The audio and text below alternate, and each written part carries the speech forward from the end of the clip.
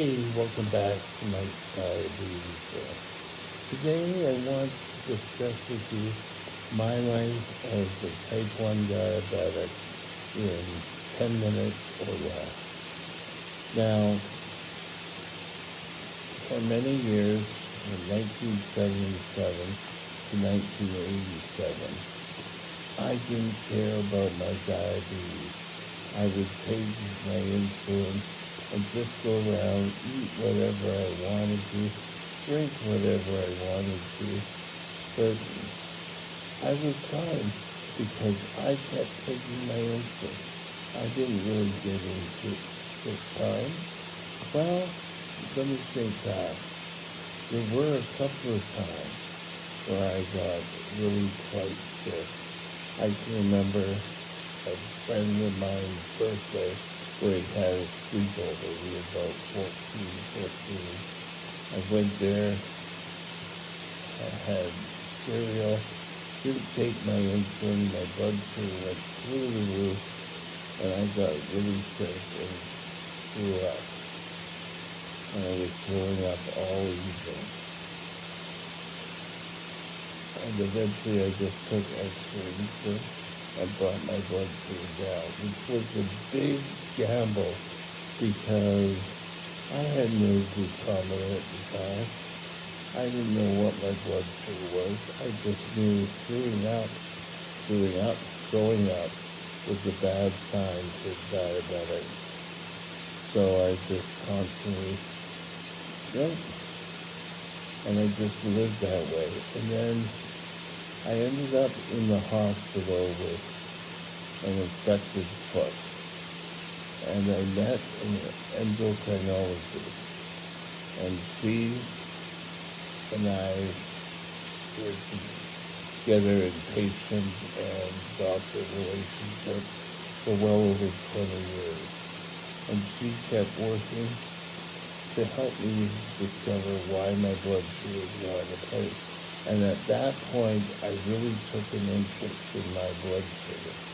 But even though I would still sit there, count the carbs, watch what I ate, I still would end up having highs or lows. And it would be basically because I was what they called at that time a brittle diabetic.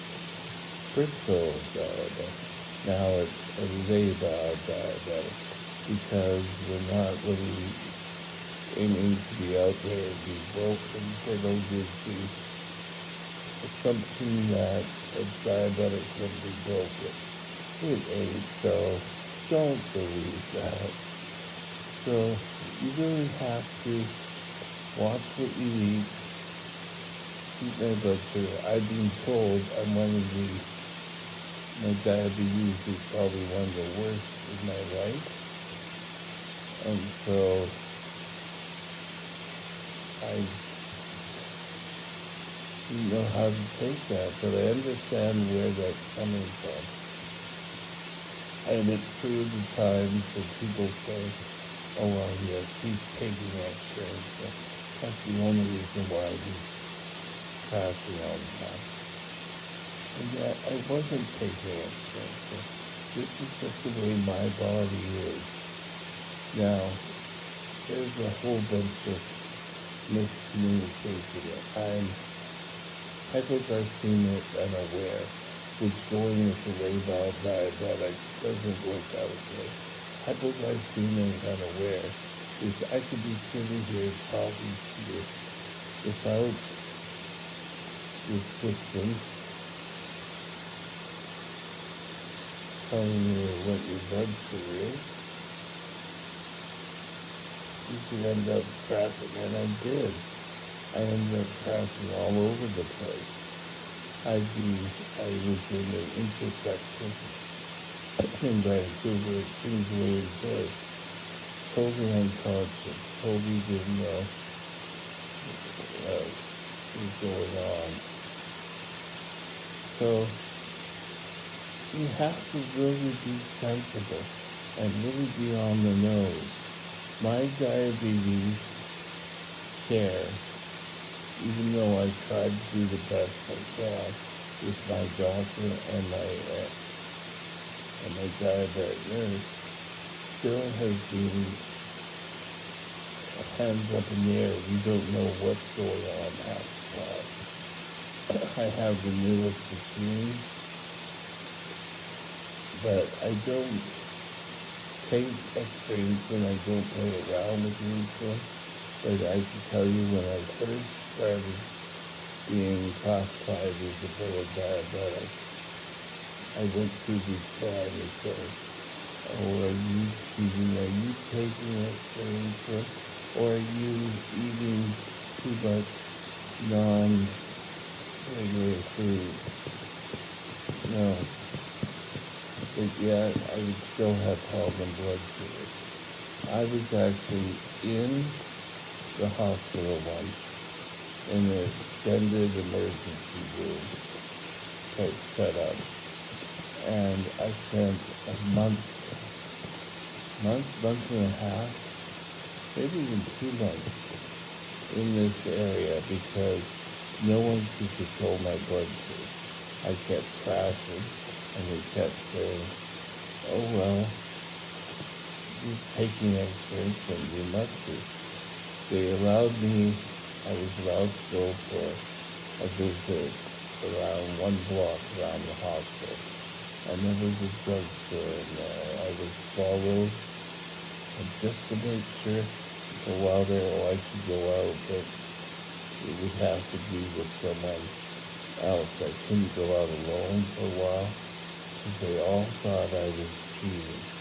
I was put onto a high acuity unit and where people would just watch. I was put into a little cage and I was sat there and I watched. I was being watched. And I still would go low. My body, for some reason, doesn't accept the normal blood sugars. So, what to do about it? Well, I keep an eye on blood sugars throughout the day. I have nurses here coming in saying, what's your blood sugar? In the middle of the night, waking me up. What's your blood sugar? We have to know. Because we have to give reports. That's a real pain. Yeah. They're all doing just to make sure I'm safe. Lately, I'm having more problems in the daytime than I am at night. In fact, tomorrow I've got to call my diabetic nurse, or actually I'll text her and tell her, hey, what's going on? I've talked with the pump people about my weird blood sugars and how to correct them. So lay by, you're going to be on your ball all the time. You're going to be watching your blood sugars. You're going to be watching what you're eating and giving your insulin carb count. I even went through a period of not counting carbs at all and just letting the pump do the work. And then at night, I would spike with a really high blood sugar, and then that just didn't really work. Once I started counting carbs again and giving insulin, that came down, and now at night, I sit around 9, 10, or 11, pretty much all night. It's not the greatest, tightest control, it's control that I'm able to keep. So just remember, brittle means extra care. Talk to your endocrinologist, talk to your diabetic nurse, and even your dietitian, and find out what you can do to help yourself. Have a good day, and we'll talk later. Bye. My email address is Mike's Diabetes World at gmail.com. All one line. Drop me